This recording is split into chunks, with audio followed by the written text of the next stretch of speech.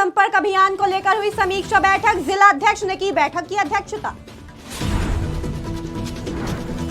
पीत पत्र को लेकर सुधाकर सिंह ने दिया बयान, जदयू के नेताओं पर पूर्व मंत्री ने साधा निशाना।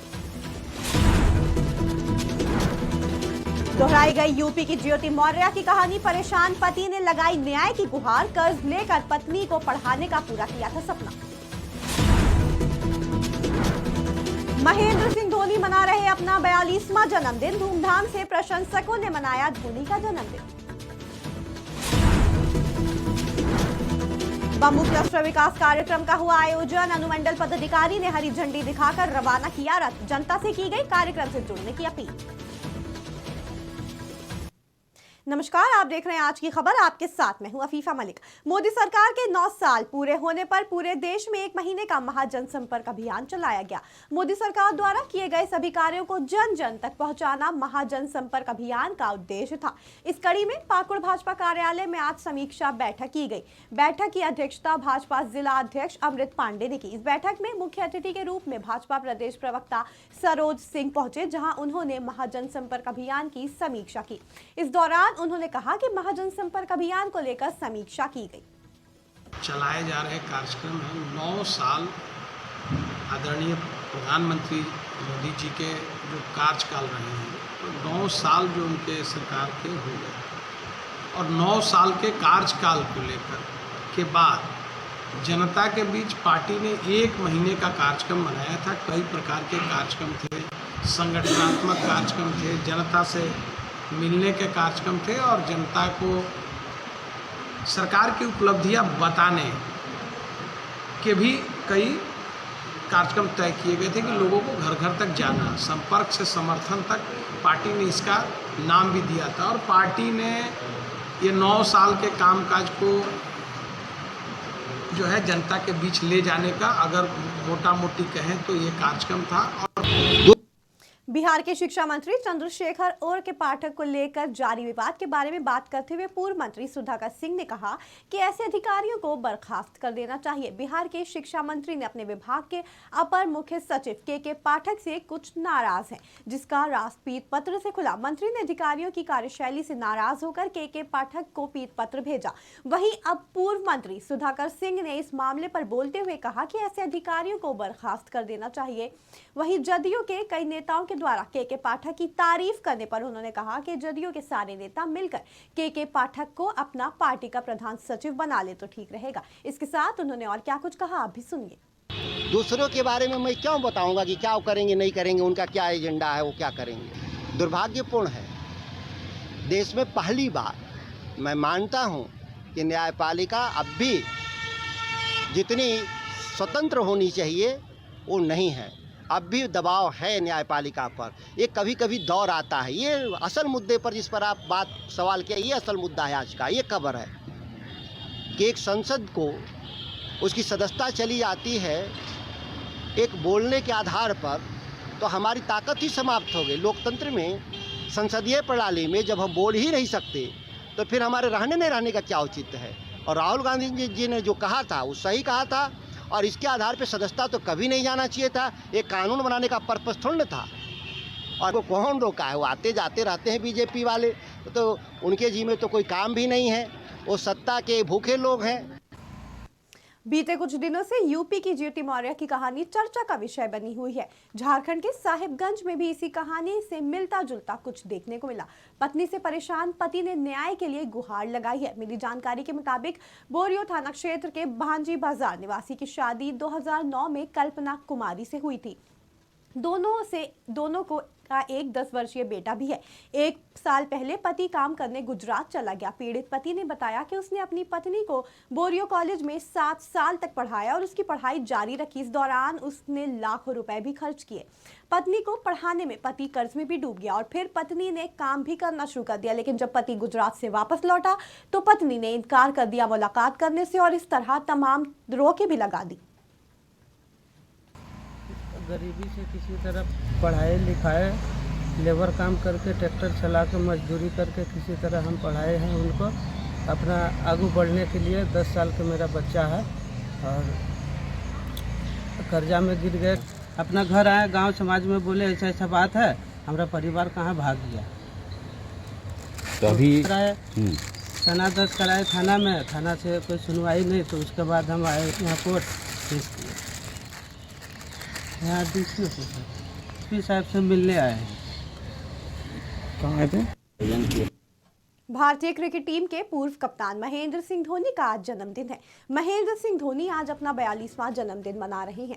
जमशेदपुर शहर में अनोखे अंदाज में उनका जन्मदिन मनाया गया। उनके फैंस ने खुशी जताते हुए धोनी का जन्मदिन मनाया। एक तरफ उनके फैन केक काटकर उनकी लंबी उम्र की कामना करते हुए दिखाई दिए, तो वहीं दूसरी तरफ शहर के युवा सिंगर ने महेंद्र सिंह धोनी के लिए गाना बनाया, जिसमें सावन के महीने में भोले बाबा से एक बार फिर महेंद्र सिंह धोनी को वर्ल्ड कप खिलाने की प्रार्थना की जा रही है। आज सावन के पावन महीना है, धोनी का नाम की आज एल्बम डिलीवरी है, तो हमें बड़ी खुशी है कि भगवान की कृपा उसमें लग जाए और धोनी को फिर वर्ल्ड कप में खिलाए और वहाँ से वर्ल्ड कप जीत के आए और दुनिया में नाम हो। और एल्बम का भी जैसे अजीत अमन जी गाए हैं, वो भी एल्बम दुनिया में उस तरह नाम बता दें। आज यहाँ सबको इकट्ठा हुए हैं धोनी का बर्थडे मनाने के लिए, तो हम सबके तरफ से हैप्पी बर्थडे धोनी, कि धोनी फिर से खेले मैच और वर्ल्ड कप जीत के आए। तो आज महेंद्र सिंह धोनी का हम लोग जन्मदिन मना रहे हैं और इस अवसर पर हम लोग एक वीडियो लॉन्च किए हैं जिसका नाम है ए बाबा धोनी के वर्ल्ड कप खिलाएं। सावन का पावन महीना भी चल रहा है और हम लोग चाह रहे हैं जितने भी हमारे भक्त हैं, हमारे जो कलाकारों की टीम है, चाहते हैं कि एक बार भगवान हमारी जो विनती है सुन ले और एक बार फिर से महेंद्र भैया को एक बार फिर से इंडिया टीम में वापस करें, ताकि हम लोग फिर से उनका वही बैटिंग, वही जौहर, वही लंबा लंबा छक्का हेलीकॉप्टर वाला हम लोग फिर से देखें और यही दुआ करते हैं। और हमारा हो सकता है भगवान सुन ले तो वो भी पॉसिबल। जिला प्रशासन पूर्वी सिंहभूम DMFT की तरफ से बम्बू कारीगर क्लस्टर विकास कार्यक्रम का आयोजन किया गया। इस कार्य से लोगों को जोड़ने के लिए पूर्वी सिंहभूम जिले के उपायुक्त कार्यालय से धालभूम अनुमंडल पदाधिकारी ने रथ रवाना किया और उन लोगों से अपील की गई इस कार्यक्रम से जुड़ने के लिए जिनकी उम्र 18 से 45 वर्ष है। इस कार्य से जुड़कर कौशल उन्नयन का प्रत्यक्ष रोजगार प्राप्त कर सकते हैं।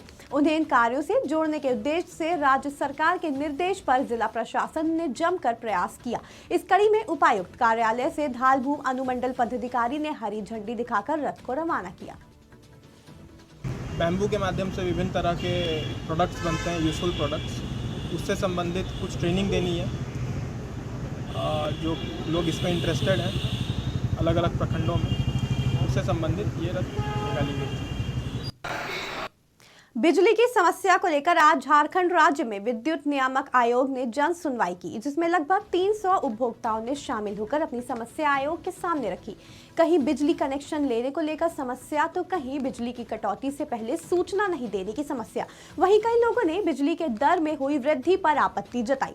हालांकि बिजली का क्वालिटी काफी अच्छी है ऐसा लोगों ने कहा, लेकिन उपभोक्ताओं की जो समस्याएं हैं, इस समस्या को लेकर आज आयोग ने चैम्बर भवन में टाटा स्टील और आम जनता को लेकर जन सुनवाई की।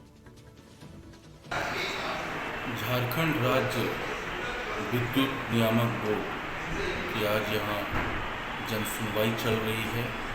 टाटा स्टील लिमिटेड जो जमशेदपुर शहर में विद्युत की आपूर्ति करता है, उसकी दर बढ़ाने के लिए आज जन सुनवाई हो रही है और काफ़ी मात्रा में उपभोक्ता यहाँ आए हुए हैं। टाटा स्टील ने अपना प्रेजेंटेशन दिया है और आम लोगों में जैसा कि जन सुनवाई में जो उपभोक्ता आए हैं अपनी बातें रख रहे हैं। जमशेदपुर के बिष्टुपुर स्थित महिला विश्वविद्यालय में छात्रों को नामांकन के लिए काफी परेशानियों का सामना करना पड़ रहा है। छात्रों को अब तक उनकी मार्कशीट नहीं मिली है, साथ ही एडमिशन भी नहीं लिया जा रहा है, जिससे पीछे का कारण कॉलेज के बंद होने को बताया गया। इससे छात्राएं काफी आक्रोशित दिखी। उन्होंने कहा कि लगातार रोजाना वो कॉलेज पहुंचकर लाइन में लगती हैं, लेकिन उन्हें बिना एडमिशन के वापस भेज दिया जाता है। छात्रों ने अपना रोष व्यक्त करते हुए प्रदर्शन भी किया। इस दौरान कॉलेज में तैनात सुरक्षा कर्मियों के साथ छात्राओं की बहस भी हुई, जिसके बाद छात्राओं ने कॉलेज परिसर में एडमिशन की मांग को लेकर धरना दिया। मानगो थाना अंतर्गत मानगो चौक के पास शुक्रवार सुबह दो गुटों के बीच आपसी रंजिश में ताबड़तोड़ गोलियां चली। गोलियों की आवाज सुनकर स्थानीय लोगों में अफरा तफरी मच गई। हालांकि इस घटना में किसी को गोली नहीं लगी। इधर सूचना पाते ही मौके पर पुलिस ने पहुंचकर किसी तरह दोनों गुटों को एक दूसरे से अलग करवाया। घटनास्थल से पुलिस ने 3 खोखे भी बरामद किए। मिली जानकारी के मुताबिक छोटा पुल के पास कुछ युवक पैदल आए और एक युवक पर हथियार तान दिया गया। हथियार देखकर दूसरे गुट के युवक ने भी हथियार निकाल लिए। इसके बाद दोनों गुटों के बीच जमकर ताबड़तोड़ फायरिंग हुई। जमशेदपुर के सितारमरदेरा थाना अंतर्गत इंद्रनगर के पास से पुलिस ने गुप्त सूचना के आधार पर एक पति और पत्नी को ब्राउन शुगर की 23 पुड़ियों के साथ गिरफ्तार किया। इस मामले में पुलिस ने गिरफ्तार हुए दंपत्ति से पूछताछ की, जिसके बाद उनको जेल भेज दिया गया। इसी के साथ पूछताछ के बाद दोनों को जेल भेज दिया गया। पुलिस को गुप्त सूचना मिली थी कि एक व्यक्ति ब्राउन शुगर की खरीद और बिक्री कर रहा है। देर न करते हुए पुलिस ने छापेमारी की। इस दौरान ब्राउन शुगर की कई पुड़ियां पुलिस ने बरामद की। निशानदेही पर गिरफ्तार हुए युवक की पत्नी के पास से भी ब्राउन शुगर बरामद की गई। दिनांक 6/7/2023 को करीब 4 बजे संध्या को एक गुप्त सूचना प्राप्त हुई कि कल्याण नगर जो ह्यूम पाइट इंदिरानगर है, वहाँ पे एक जेंट्स और एक लेडी जो है वो पुड़िया में ब्राउन शुगर की बिक्री कर रहे हैं। जो युवाओं को और जो लोग हैं उसका जो है उनको अवैध ढंग से बिक्री कर रहे हैं। इस सूचना का लोग वरीय पुलिस इसमें जो है उनको उनके आदेश पे विशेष छापामारी दल का गठन हुआ। अग्रिम कार्रवाई की गई और वहाँ पे जाके पता किया, सत्यापन किया गया, सूचना सही पाया गया और सूचना सही पाने के तत्पश्चात जो है इनका विधिवत गिरफ्तारी हुआ। जमशेदपुर में चोरों का आतंक सर चढ़कर बोल रहा है। आए दिन चोर शहर के विभिन्न थाना क्षेत्रों में चोरी की घटनाओं को अंजाम देते नजर आ रहे हैं। ताजा मामला मानगो थाना क्षेत्र का है, जहां थाने से महज 200 मीटर की दूरी पर बड़ा हनुमान मंदिर में चोरों ने चोरी की घटना को अंजाम दिया। मानगो थाना क्षेत्र के थाने से महज 200 मीटर की दूरी पर बड़ा हनुमान मंदिर के कांच के दरवाजे को तोड़कर चोर मंदिर के अंदर पहुंच गए और दान पात्र में रखे 50 से 60 हजार रुपए देकर फरार हो गए। आज सुबह 5 बजे मंदिर के पुजारी ने अध्यक्ष श्री रामाश्रय सिंह को सूचना दिया कि मंदिर में चोरी की घटना हुई है और अध्यक्ष जी ने फिर हम सभी को फ़ोन किया तो हम लोग पहुँचे और पहुँचने के बाद वहाँ पर देखे कि मंदिर के अंदर का जो गेट है उसका शीशा तोड़ करके चोर वहाँ से घुस करके दान पेटी से रुपये और रेजगारी वहाँ से चुराया है। और सीसीटीवी फुटेज देखने से चोर का हुलिया वगैरह भी पता चल रहा है कि जो है चोर कोई ना कोई जो है पूरा रेकी करके हमारे करीब 70-80 हज़ार रुपये के आसपास हम लोग का एक अनुमान है कि इतना चोरी हुआ होगा। पुलिस को हम लोगों ने अभी सूचित भी कर दिया है, सुबह भी सूचित कर दिया था और अभी भी जो हम लोगों ने ये किया है। और ये बहुत प्राचीन मंदिर है और मंदिर में बहुत लोगों की आस्था है, लेकिन विगत 1 साल में इस मंदिर में चौथा बार चोरी की घटना है और हर बार चोर बड़ी आराम से यहाँ से चोरी दान पेटी का पैसा ले जाता है और कुछ बार पकड़ाया, कुछ बार नहीं पकड़ाया। आज तो मालूम चला कि शायद चोर पकड़ा गया, लेकिन सबसे बड़ी बात यह है कि जो कमेटी है, जो पिछला कमेटी थी, अभी कमेटी थी, इस सुरक्षा की व्यवस्था क्यों नहीं करती है? एक सुरक्षा गार्ड देने में क्या दिक्कत है? अगर एक सुरक्षा गार्ड 10,000 रुपया 8,000 रुपया लगता है, आप मंदिर के कमेटी से ग्रिल तोड़ के हम लोग का बिल्डिंग से कल ग्रिल तोड़ के अंदर घुसा था कुछ आदमी और फिर हम लोग होल्डिंग करके इसको ये किया और आज फिर वही छत में वही जगह में चढ़ा हुआ था। लोग आदमी लोग को उठाया तो ये लोग दौड़ के भाग रहा था। एक तो 16 नंबर में पकड़ा है, एक तो हाफिज दुकान के पास पकड़ा है। एक तो मतलब मेन को ये लोग 2 जन। अंबिका जी बाबा बताइए। अरे हमको जानकारी नहीं है अभी, तो हम तो अभी तुरंत ये लड़का को कहाँ से पकड़ा है? ये लड़का लोग पकड़ा है, ये पकड़ा है।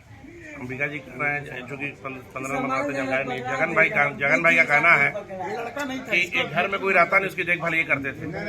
और बिहार और झारखंड की खबरों में फिलहाल इतना ही। जुड़े रहें आज की खबर के साथ ताजा तरीन खबरों के लिए।